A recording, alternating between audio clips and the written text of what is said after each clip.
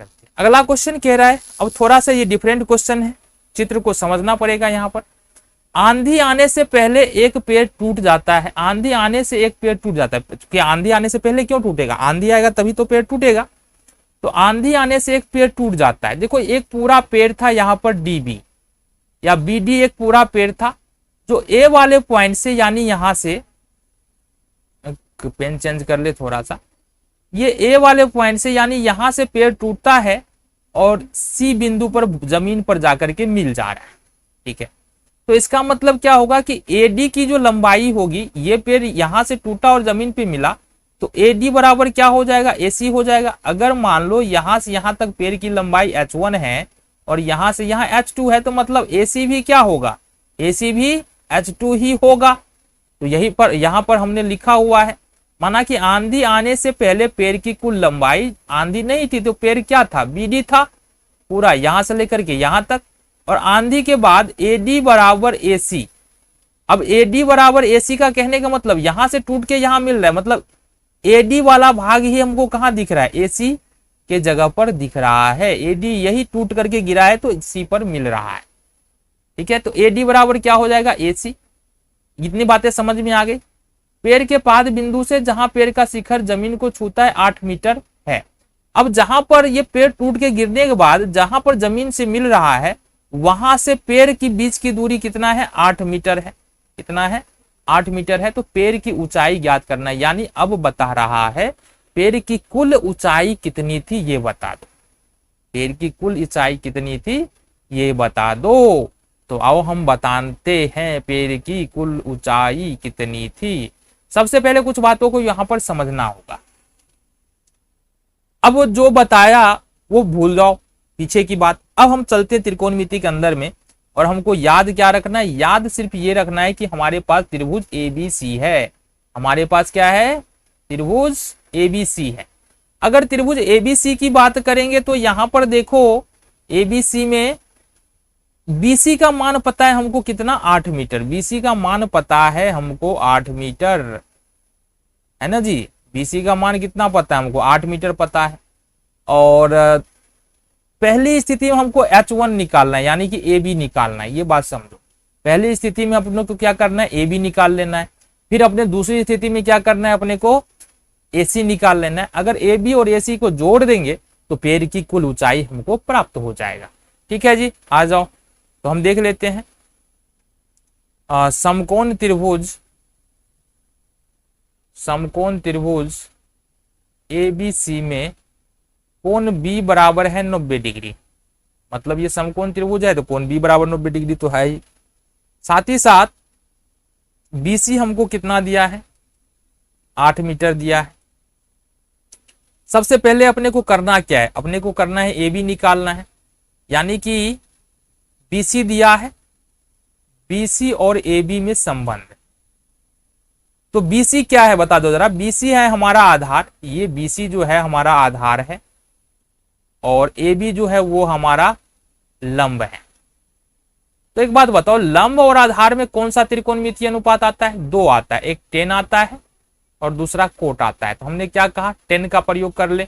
चलो जी, तो ये दिया हुआ है हमारे पास, तो लिख देंगे यहां से 10C बराबर। अब अगर 10C बराबर लिखते हैं तो सामने वाली भुजा P हो जाएगा, और ये होता है हमारा लंब बट्टे आधार। क्या हो जाता है? लंब बट्टे आधार हो जाता है। तो लंब का मान कितना है जरा बता दो। लंब है ए बी और आधार क्या है हमारा? आधार है बीसी। आधार है बीसी। तो 10C, अब 10C मतलब क्या है? टन से नहीं होगा, 10C कितना है? 30 डिग्री है थीटा का मान। तो यहां से हम देख लेते हैं 10 30 डिग्री बराबर हो जाएगा। ए बी का मान कितना है हमारे पास नहीं पता है, या ए बी का मान क्या है? H1 भी ले सकते हैं। अच्छा, ए बी का ए बी ही लिखते हैं, क्या दिक्कत है? ए बी का मान ए बी ले लेते हैं, और यहां से देखेंगे दूसरा मान जो है हमारा बीसी का मान है 8। ठीक है जी, बहुत बढ़िया। अब एक बात बताओ, 10 30 डिग्री का मान कितना होता है? 10 30 डिग्री का मान बता दो कितना होता है? 1/√3। कितना होता है? 1/√3। अब 10 30 का मान 1/√3, और ए बी हमारा तो पता ही नहीं। ये 8 हो जाएगा। तो फाइनली जो ए बी निकल रहा है ना, यहाँ से ए बी निकल रहा है, कोना कोनी गुना करेंगे तो क्या हो जाएगा जरा बताओ। यहाँ से कोना अगर क्रॉस मल्टीप्लीकेशन करते हैं तो क्या होने वाला है, देखो यहाँ से 8 रूट, ये देखो क्या हो रहा है, अगर क्रॉस मल्टीप्लीकेशन करेंगे तो क्या हो जाएगा हमारा, √3 बराबर 8, और ए बी बराबर अगर निकालने के लिए जाएंगे तो 8/√3 हो जाएगा। इसको अगर परिमेयकरण कर दे तो ये कितना हो जाएगा जी, ये हो जाएगा 8√3/3 हो जाएगा। यानी ए बी का मान कितना निकल रहा है, ए बी का मान निकल रहा है 8√3। अब क्या करें जी, ए बी का मान तो निकल गया। फिर से अगर समकोण त्रिभुज पुनः समकोण त्रिभुज ए बी सी, अब अपने को करना क्या है, अब अपने को इस बार जो है, इस बार हमको अप्लाई कर लेना है। अब देखो अपने को निकालना क्या है, इस बार निकालना है ये एसी निकालना है हमको, एसी चाहिए, एसी चाहिए। इसका मतलब देखो एसी क्या है, एसी कर्ण है, और ए बी क्या है, लंब है, और बीसी क्या है, आधार है। तो हमको बीसी आधार पता है और हमको कर्ण निकालना है, यानी कि हमको आधार और कर्ण में हमको संबंध चाहिए, आधार और कर्ण इन्वॉल्व है। इसका मतलब आधार कर्ण में क्या आता है हमारा, cos थीटा आता है।